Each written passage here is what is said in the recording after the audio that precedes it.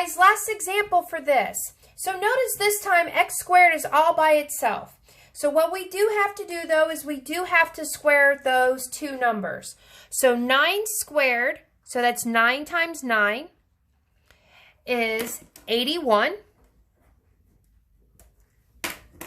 13 times 13 is 169, and that equals x squared.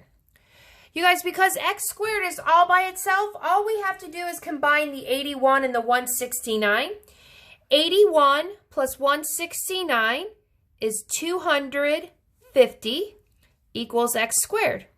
So now this looks a little different, but it's the same thing that we did in week 3.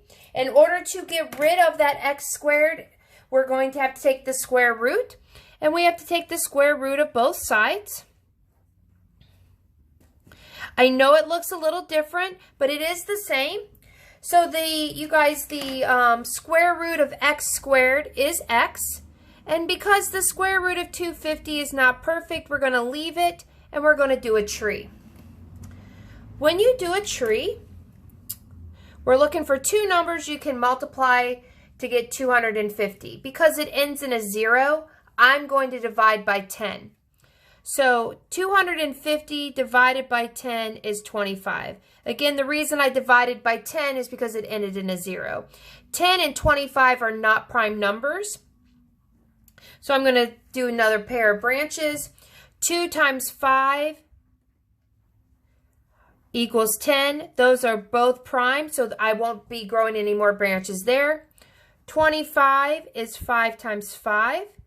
I'm going to circle both of those. And then I'm going to look for those pairs. Back in week 1, we learned how to find pairs. I have a pair of 5s. So that will be going on the outside. And then 2 times 5 goes on the inside. And my final answer is 5 square roots of 10. You guys, it looks a little different because my x was on another side. You could flip it if you want to. That's fine. You could rearrange the problem. So it looks like x squared equals 9 squared plus 13 squared. You would not get in trouble if you did that. It would still equal the same thing. Good luck. And if you have any questions, reach out to me. Thanks, guys.